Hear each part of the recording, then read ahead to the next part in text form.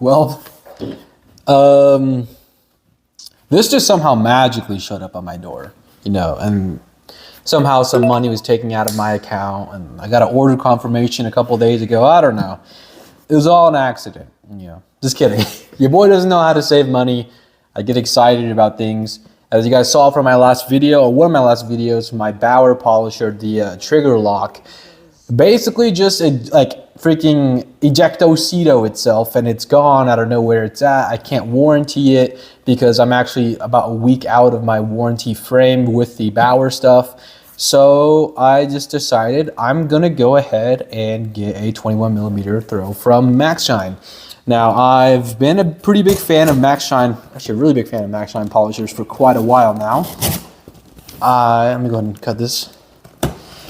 Oof, this knife is pretty dull, which is, I guess, is a kind of a good thing for my safety, but not a good thing for my safety in scarier circumstances. But I have their M15 Pro. I have their mini polisher, the M0312. I just got their M312, the actual 3-inch polisher.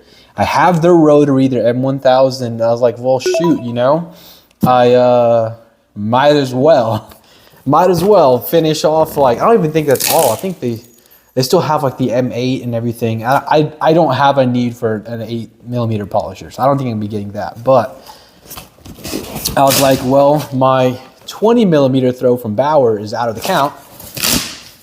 Or out for the count, I guess. Might as well get a 21mm from Maxshine. And heck yeah. So, ooh, this is a solid sticker. I don't know if y'all can see that. Came with some good stickers. Got a little Maxshine sticker. I love to see it. And they even included, that's cool, they included a Maxshine keychain. I love to see that type of stuff. A little attention to detail. This is just what? Order confirmation sticker. So here it is, the M21 Pro. I haven't seen this side yet. Yeah, it's kind of the same. What about this part? Yeah, it's all the same. M21 Pro. It's a 1,000 watt long throw dual action polisher. So let's get this thing opened up. First thing in the box, we got a little red bag. We're gonna kind of look at what's in here first. My dog is freaking out. He hates the sounds of opening boxes. So we get a little D handle. Probably not gonna be using this. I might actually try it on the rotary, see if that helps, because some people swear by using handles on the rotary. You get your warranty card to fill out your warranty. I do believe you get a 1-year warranty with these machines. You get a user guide. And then you get some tools. You get 2 extra brushes and some tools. Looks like you get a washer, another bolt for the actual backing plate, and you get a pretty dang big Allen wrench. So that's cool. And there's some other things in here I don't really know what it's for, but it's good to have it for in the case you do ever need it. So let's put everything back in here. Get that D handle up in there. All right, now let's whip out bad boy, the M21 Pro. Now you might be asking, I'm gonna get all this stuff out of it because I'm getting tired of all this clutter. Now you might be asking, Johan, why the heck do you need a 21mm when you already have a 15mm? Well, it's just for cutting faster. I personally like to cut with a DA and finish with a DA. Now I'm experimenting now. Like I said, I just recently got a rotary. I'm experimenting with cutting with the rotary, finishing with the DA, and also experimenting with the Ivan LaCroix method of cutting with the DA and finishing with the rotary. And if you don't know already, let me pull this out. A 21mm throw polisher is really good for cutting. This comes with a 6-inch backing plate. Already has some pretty good free spin. You can kind of see, I don't know if you can see, but there is space between the actual, I think this is called the shroud. Yeah, there's actual space between the shroud and with the backing plate. So we're good there. I mean, this thing just feels legit, it feels stout. I love that it has this little rubber stopper thing. We got the actual, this stuff right here, what's it called? The dial. You can hear that, nice and clicky. You even get half clicks. Very nice. I'm gonna go ahead and bring you guys up closer real quick. All right, so here is the polisher in all of its glory. Maxshine, it kind of shows you the RPM range right here. Here's that, the speed dial is telling you about, really nice and clicky. I really do like that. You kind of get a look at the platypus handle, the texture to the grip. Overall, guys, this polisher, it's really nice. The look of the backing plate, nice ventilation. Make sure I'm in the actual frame. A bunch of ventilation to keep the temperatures down. Here are some more vents, and behind this, I do believe, is where the brushes are. So if you ever have any issues with brushes and stuff failing, here's where you go to replace them. The trigger, very nice, and yeah, and you get a long cord with some cable management, which is dope. So I am personally very excited to get this.